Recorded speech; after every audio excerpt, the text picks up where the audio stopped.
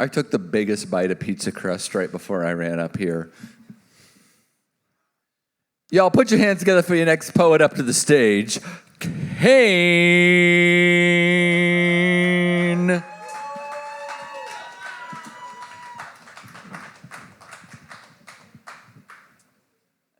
Yeah, that's about right. What's up at Dayton Poetry Slam? I love it here. I've had a really weird fucking year, man. It's been the best year of my life in many ways, but it's also been really fucking weird. And some things don't work out the way that you would want them to. And this is sort of an ode to, this is, I guess, like a spiritual successor to my previous piece, Hinge Binge. Right, and the central conceit of Hinge Binge is, here's a bunch of things that it would be funny to say to someone, theoretically, right? And here's a bunch of things that I actually said to someone, and I have the nerve to fucking scroll back through my phone and be like, why did this not work out? What the fuck? I mean, what did I do? So this is platitude of gratitude. I never stopped feeding the gawky teenage boy that leaves in the bottom of my rib cage beer and menthols, and for this, I'm too being consequenced. It's just synapses misfiring, neurotransmitters running late for their bus. The ghost in the machine is a pouty poltergeist. Every day, I wake up and thank God that I'm dumb as shit. It makes laughing easier, and as we all know, laughter is the best medicine. Well, it's the best medicine right behind Xanax and whiskey and Prozac and Wellbutrin and fentanyl and a gun with one bullet. Laughter is the best medicine, I suppose, that we can manufacture independently. We've seized the means of production. Turns out they're as fucked as the product. David Mitchell said, "We're too tired to explain the nature of yesterdays. This place is a kind of language. I suppose everywhere is. You love talking about a cause. You never talk about an effect. Bro, I will cut your bangs at a perfect 90-degree angle with a broken Heineken bottle, and then I will fuck you in the street. I will call this true love, truth being something that is perpetually reinvented to me. I have this overwhelming feeling that I know what it's like to make you come. The last time someone treated me badly, I stayed with them for 7 years. Do you have any idea how much you would save on toilet paper if you were my girlfriend? The cool thing about being a fascist is no one talks back to you. Hey, yo, do you remember when the vibe shift when the Pope died? I would give anything to write love on her big-ass forehead. This is not a prophecy. Everything's always going too fast. They upgraded the Goodreads logo, and my parents are slowly dying. You don't deserve a firing squad. Take it from me, there's much better things to beg for. I may not be much, but I'm dumb and consistent and in love with you. Honestly, I'd give anything to fight well but die by your hand, and then be processed into a beautiful tartare or perhaps some kind of sausage. Boil my brains in beer. Make it not halal. When will it be my turn? Whenever this week or next month or the next spin on the wheel of samsara, just give me a ring. I'll be there waiting. Stepsis, help. I'm stuck in the context of all in which I exist and that which came before me. If you told me to jump in If you told me to jump in front of a train, I would. For the record, I would have your kids. You have a buttered churner's crinoid. It's quite alluring. But no, I think young people not wanting to fuck is really fascist. Sorry I was in the woods. Sorry I was in the lab. Sorry I was fucking studying the blade. Have my feels been salted? doomed to lay fallow. Every time I try to cook something, it's cold. It's epigenetic. It's not your fault you evolved to spend most of your brain power fixated on how to arrange rugs in a cave. The camera roll is my palette, your DMs are my canvas, and other people's words, baby, you better believe, that's my paint. The worst is yet to come. I'd read your palms if I knew how. I'm just a sucker for a good old-fashioned curse. I have a developmental disability. I'm what you might call an experiential learner. It's actually a violation of ADA guidelines for you to not spit in my mouth.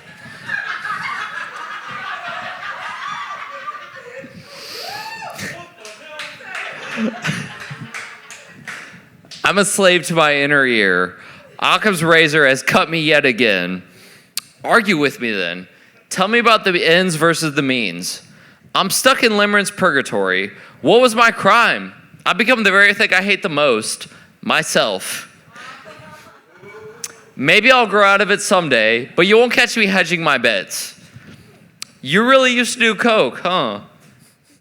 Oh yes, the country famous for its heirloom tomatoes, Mexico.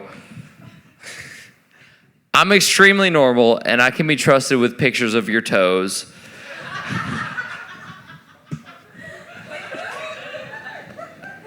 I'm extremely normal, and I can be trusted with pictures of your toes. Someday, I'll show you the scar. Everybody has weird feelings about having ever been born. Just like fucking get a hobby or do some fucking push-ups or something, dude. I agree. Me and your mom would probably get along really well. My nightmares are fully washed out with sunbursts and pepitas and lawn clippings. It's so fucking funny. We don't talk about the devil's wife enough.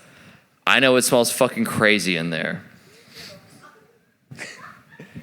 You're hitchhiking, and you have one of those red polka dot bandanas tied around a stick with like your switchblade and tin panhandler's mug in it. But like you're a cute little bunny or puppy, little rapscallion, anthropomorphic, guarded animal, hobo fuck. I swear to God. It's gonna be like if Roald Dahl filmed a really horny episode of Bum Fights. And for the record, just for the fucking record, I think it feels good to cry in front of people. And even though no one ever really even knows anyone else, and our lives are a little amalgam of performances we enact hoping that we loved and the people we hated watch and cheer or boo as appropriate, I think everything's kind of fucked. And I think your responsibility is to laugh and cry and be kind and fucking just turn your face towards the sun or whatever fucking gay shit. Wallace said, "This is not an elegy. I'm tired of mourning and being mourned." On the other hand, all ass is eaten, eclipsed by the sweeping shadow of mortality. Damn, girl, are you Wayne Avenue? Because that ass is at fault. Damn, girl, are you science? Because I'm donating my fucking body to you. I would carry 2 fucking stone tablets down Mount Sinai for you, and this is the thanks I get. 2 things I'll never stop doing are wishing and fantasizing. If I happen to appear in a dream tonight, remind me that I'm fucking mad at you.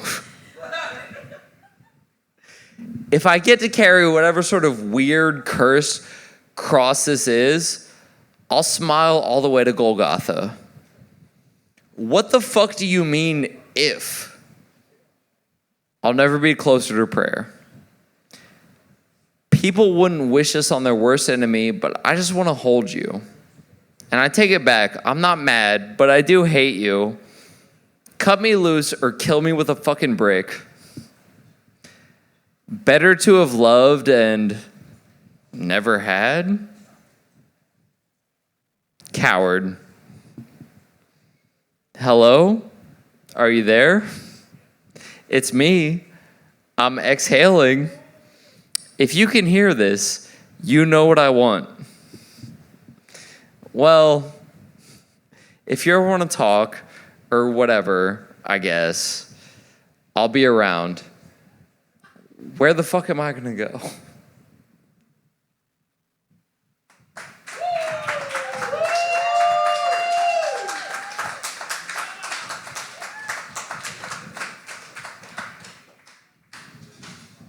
Keep it going for Kane!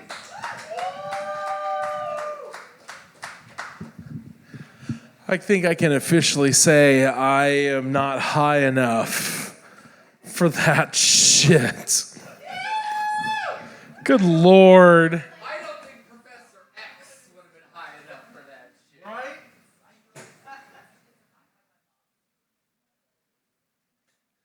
How much acid are you dropping before you write?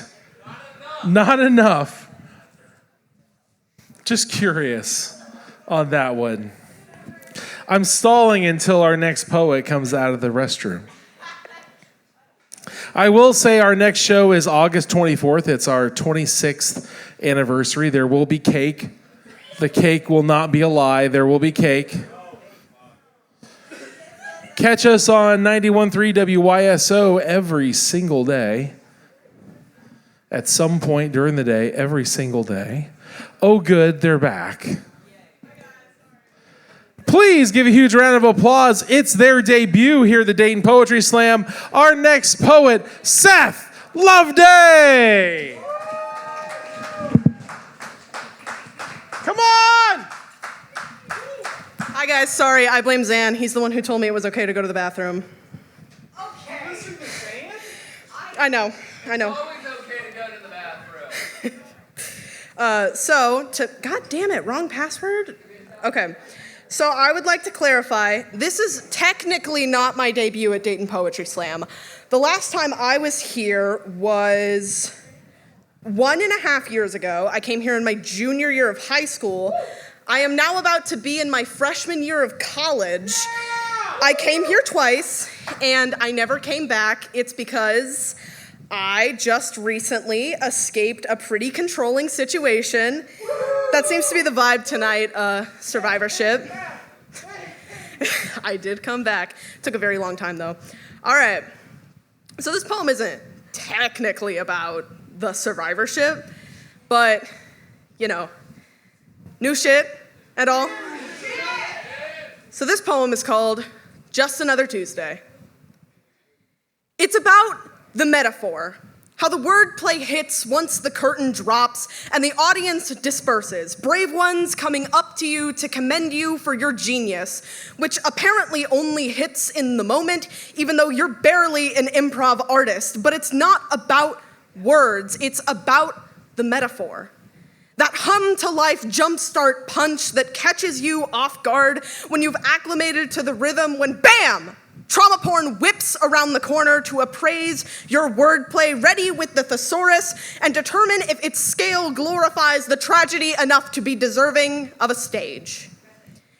It's about the metaphor and how its formula fools me at every turn, because great poets barely scrape by, so what does that mean for someone like me who's no poet anyway?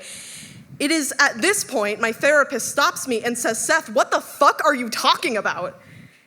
But I have to make him understand that the stage is about apotheosis. The stage is the narrative therapy he's wanted me to try for years, so I say if I can't ascribe a metaphor to what happened, did it happen at all? But I think I've missed the point. Because I'm no good with metaphors in the first place, and I can barely translate my pounding heart onto the page, so what makes me think I have what it takes to change the world with my poetry when I barely squeezed out a passing grade on my audition for my art high school? And my therapist says, well, I'm no poet, but isn't the point of it to stare down metaphors with honesty? Based on what you've said, it heals because it demands nothing but a willingness. But that's not the point, because am I still willing if I can't admit how skillfully I capture an audience, instead demanding that I am not a poet, because if I can't do it with perfection so the benefactors give my drowning art school more funding, then what's the point of doing it at all? But like every good poem, Every therapy session has a moral, and my therapist has caught it, so he leans forward and asks, why is it still about the trauma porn stage and the writing competitions when your art belongs to you now? Like every good point he raises, I have no answer that makes me sound reasonable or worse, like the eloquent poet everyone thinks I am. Because in session, I'm too focused on the eye contact and the nervous system overload to focus on the metaphor of it all, or how it's a character contradiction, because who could have imagined my ass in therapy just 5 years ago? And what character arc was I supposed to predict to project my downfall of fucking needing it? And my therapist says, rewind. I want you to go back to that point about you not being a poet and tell me more about it. But I shake my head because to do that, I need a metaphor, which was the problem in the first place, and I say there's no metaphor, so I don't have the words. But the only way you beat an idiot is to one-up him at his own game. So my therapist responds, you know syntax well, right? Then turn around what you just said and tell me more about it. And he's caught me. Because I made the wrong rhetorical choice to communicate my theme, because the essence of what I'm saying is I don't have the words, so there is no metaphor. Because when your memories exist in tableau and panic attack flashes freezing you in the moment, there is no flip-flop like as drowning that can pin down that feeling, because words were created long after man had his first, what does my therapist call it? Oh, right, total fucking meltdown. So fine. I admit it. I am not a poet.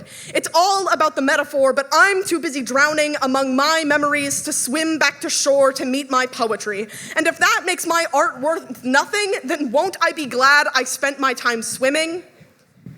Here, my therapist sits back and says, now I don't know a ton about it, but right there, I think you've rediscovered the essence that makes you a poet. And I nod, because what else am I supposed to do in the face of reasonable thought? And he allows the silence to sit for a second and says, all right, give the practice a call if anything happens, but if not, I'll see you at our next session. Thank you.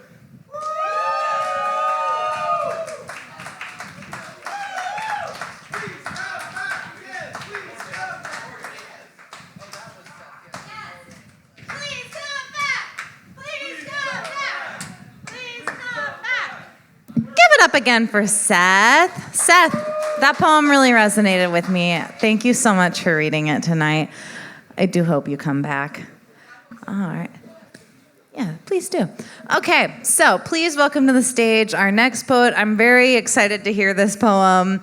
Give a big round of applause for Cameron.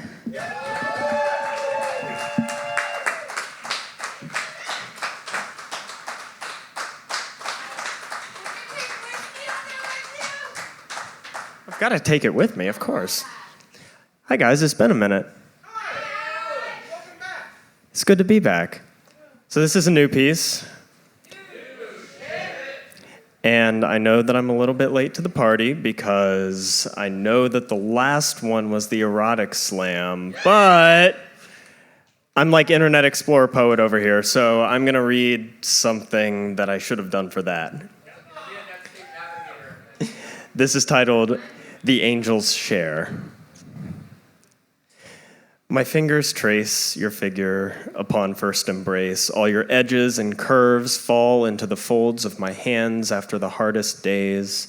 You breathe fire into me when my lips meet you. Your taste leaves me wanting more. Your warmth smokes out my senses as you intoxicate me, blurs my very vision of you as I take in every last drop you give. My fingers wrap around your neck for our second round, then third, until we've made a mess and the troubles of this world wash away. I feel drained from the mundane, but you fill the void that they call the angel's share. Your fire steals my nerves and soothes my mind. Kentucky bourbon, you're one of a kind. Thank you.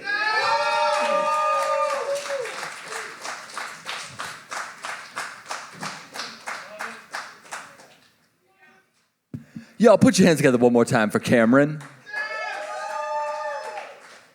Who joins the pantheon of poets we've had, right? erotic poetry about food and drink. If you've been here long enough, Chipotle means something different to you than it does to everybody else. I also miss Nathan. Y'all, put your hands together for your next poet up to the mic, Melinda!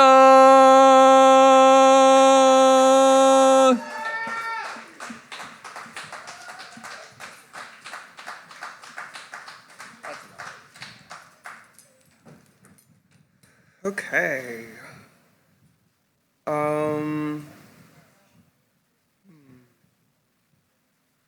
I'm going to be reading you guys something called Devoid.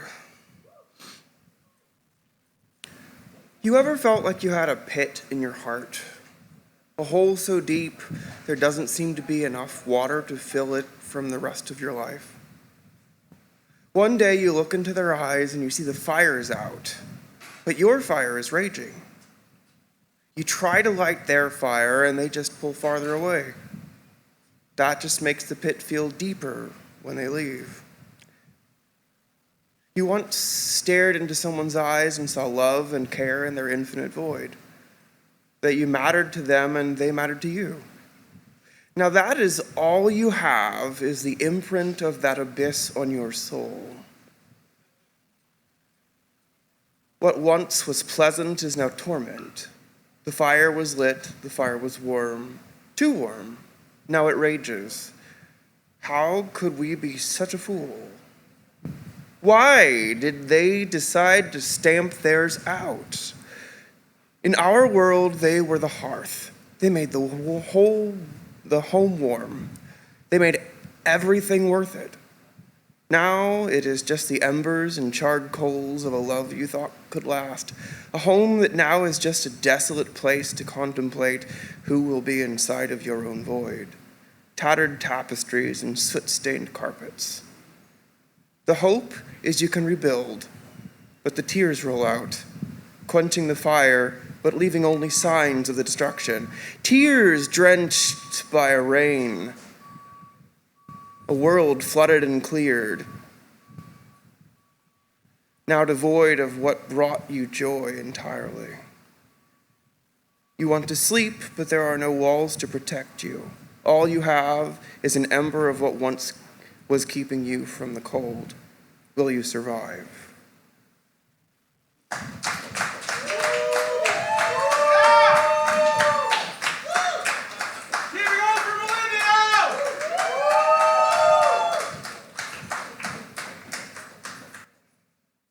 Okay, we got 5 more poets. I know, right? Hey, there were 34. It's been a full night.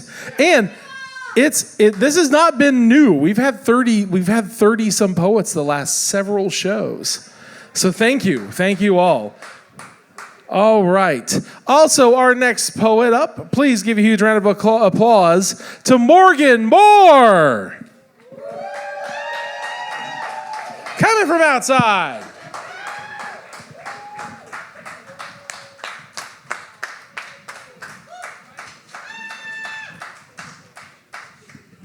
Hello, everyone.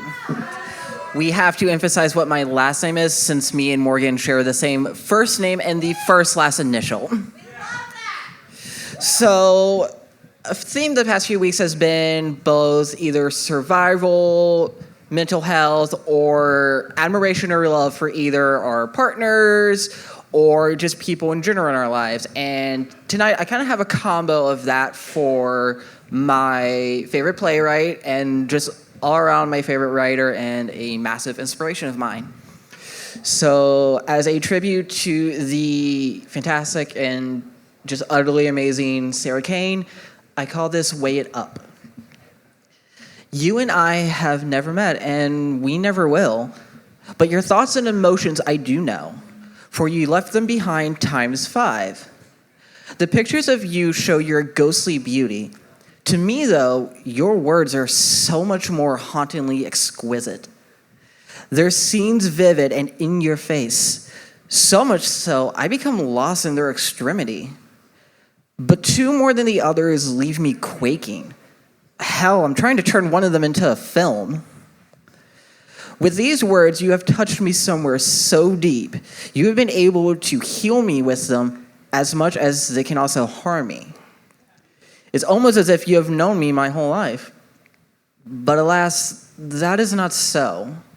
For what audiences loved you for also ended up destroying you. The sword in your dreams and the dust of your thoughts. That sickness which breathes in the folds of all of man's mind.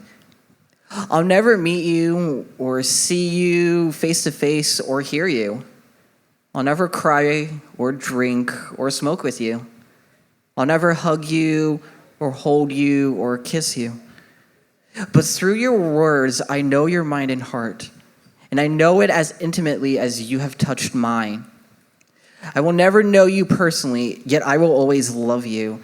And most of all, I will always love your words, those words that resonate so deeply and help me weigh it up.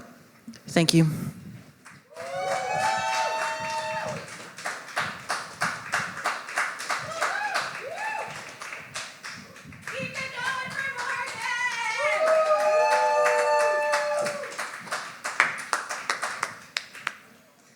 Beautiful poem, Morgan. Thank you again. Let's give another little round of applause for Morgan.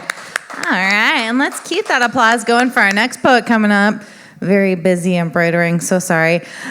Please give a warm round of applause for Andi.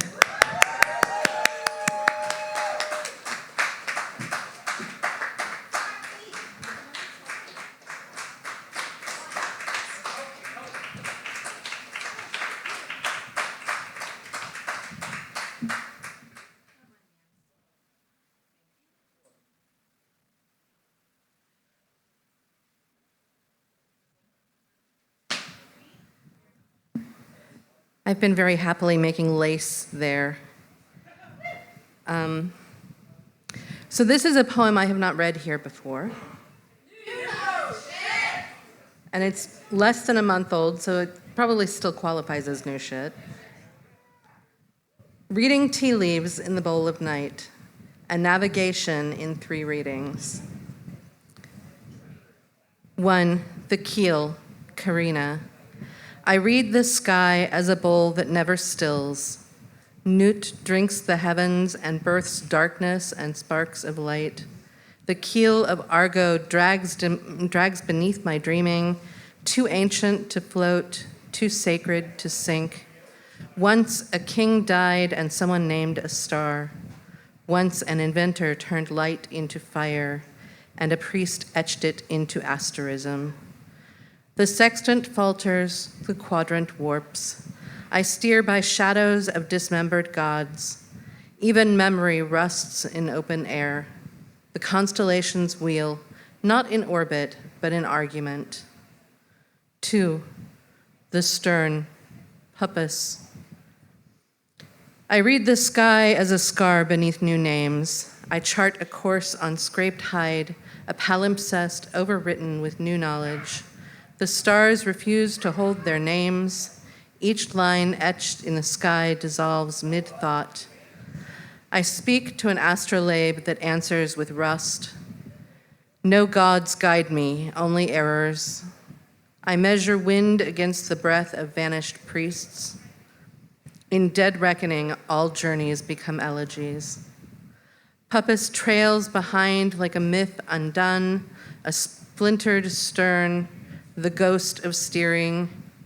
Newt leans in, whispering coordinates in a lost tongue. 3, the sails, Vela. I read the sky as a silence asking to be read. The sails fill with questions I cannot answer. My GPS falters, a blank voice in the void. I read the stars not for truth, but permission. The sextant lies quiet beside me, dreaming of precision. Above, new patterns flicker, unclaimed, unfinished. I name nothing. I let the wind speak. Nut exhales and I rise into her breath. What guides me now is not direction, but the rhythm of absence. The grid collapsed. The sky returned to what it was, not a system, but a silence asking to be read. Thank you.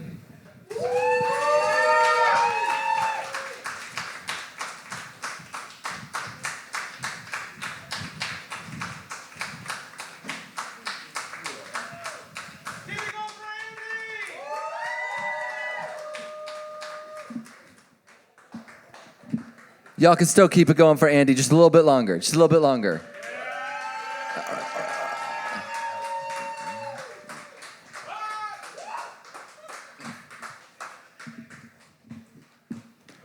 All right, well, we've exhausted everything I learned watching drum majors when I was in marching band in high school. So y'all put your hands together for your next poet up to the mic, Jaden.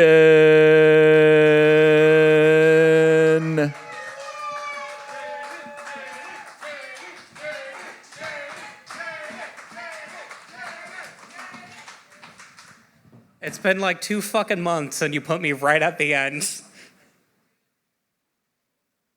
All right, I've got old shit.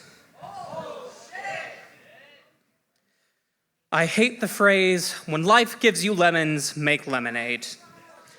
First of all, life never gave us lemons. Lemons were created by crossbreeding a bitter orange and a citron. Lemons didn't exist in the Garden of Eden. Lemons have never been blessed by the light of God. Secondly, life doesn't give a fuck. Life is incapable of giving a fuck. Or a lemon. Life is not an entity. It does not feel, nor care, nor desire. Life is a state of being. It either is or it is not. So, if life is incapable of giving and didn't even make lemons, then where are all these fucking lemons coming from? What am I supposed to do with these? Make lemonade?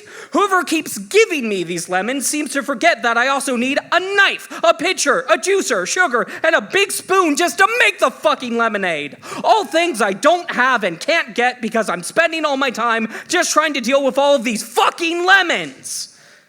Life never gave me lemons, people did. Life never made lemons, people did. Life never denied me the resources to make lemonade. People did. So the next time someone gives you lemons, don't make lemonade. Get mad. Ask them who they think they are. What gives them the right to give you lemons? Ask them why they think it's okay to bury the will of the people under a mountain of lemons, to create laws and regulations that deny us the resources to get the knife and the pitcher and the juicer and the sugar and the big spoon. Take back what was stolen from us so we can make lemonade on our own time and not just when life gives you lemons.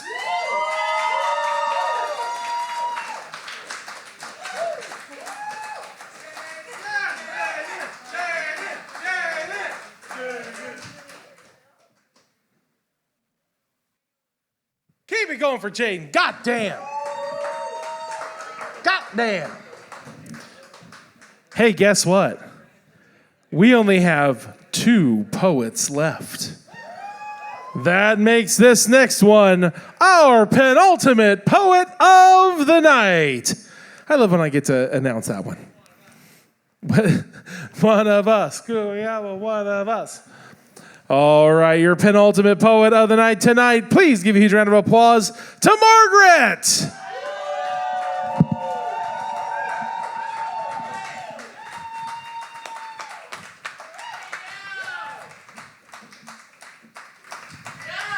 Penultimate? I was commuting with Zack this whole time. Slow down! Stop talking to me! I was calm once, quiet and peaceful, still like the water deep at sea, my body dripping with my control. And then you saw my body, my arms and legs and hands and feet, saw my pieces and parts, saw this body of mine. You wanted me. You drew me in close, brought me to your lips like you could smoke me, lit me with your lighter, burning like a cigarette. The way I burned was hot with anger, hot with the violence of your love. I burned till I scorched your lips, till my mouth became a prayer, till the ring of fire became a sigil circle of my rage, an inferno sustained by my body, the sacrifice of my skin keeping you away. I can't say no. I can only burn you if you get too close. I am burning myself alive. I am in the shower, turning the water icy cold, drowning myself to extinguish my body. I am wrapping hands around my throat, running out of air to smother my body. I am leaving my body to burn till I run out of flesh, till the candle has no wick, till the forests are empty. I am my soot-stained body, fire gone. Not coworker or friend, not lover or daughter, not mind or soul, just my body. It's okay. I'm not angry anymore. Keep touching me, I'll let you.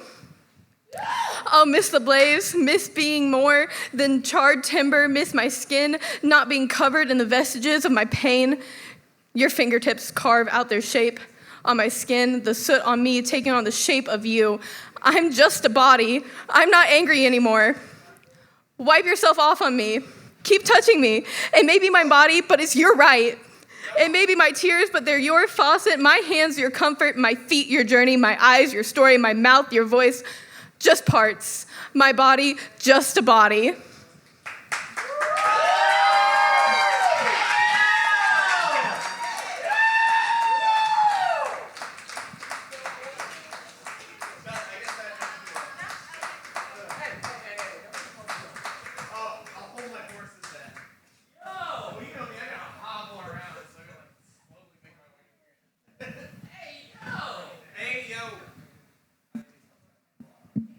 All right, y'all. Coming up next to the mic, our final poet of the evening, someone who needs no introduction. Y'all, put your hands together.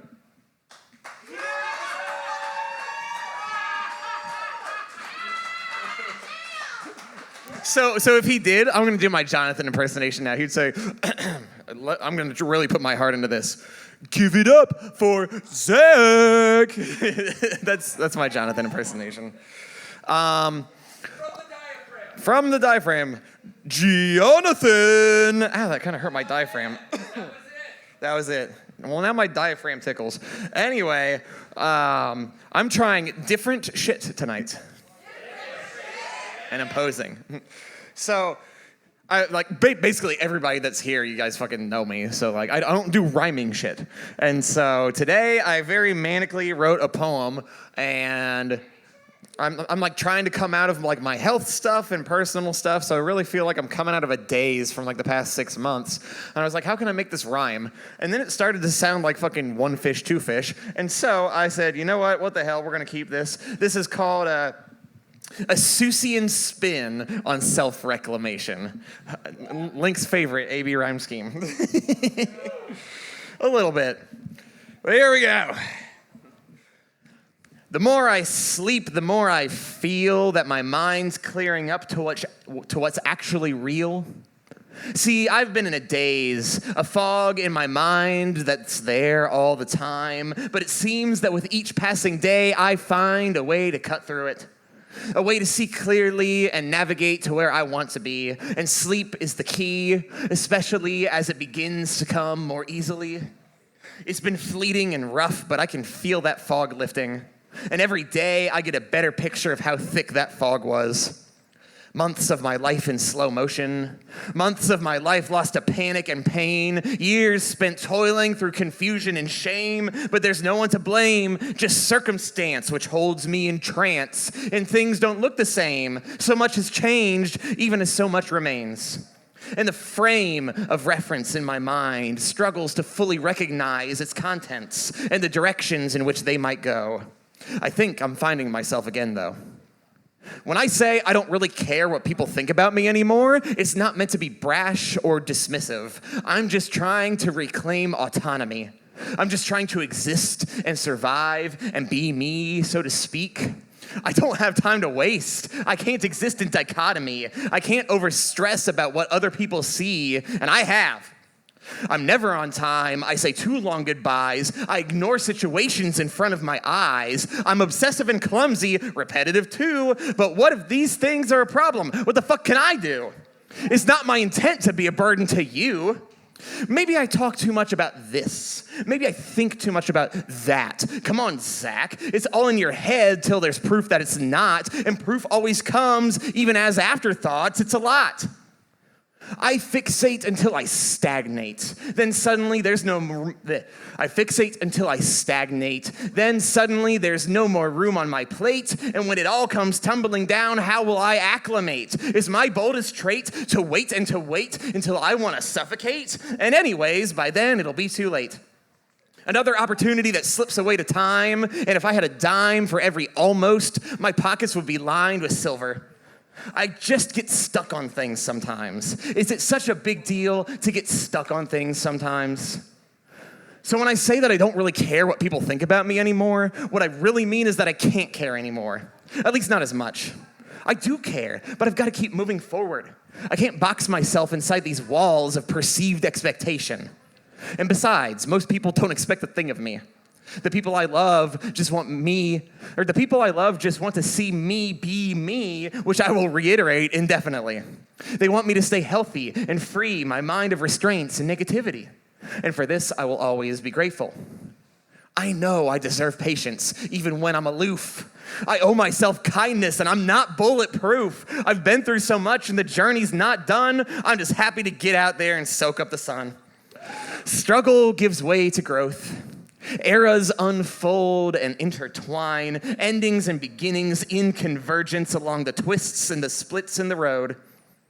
Through it all, my sense of self remains intact. There is no mask. And that, in the end, is my ultimate task. Thanks, y'all. Happy poetry.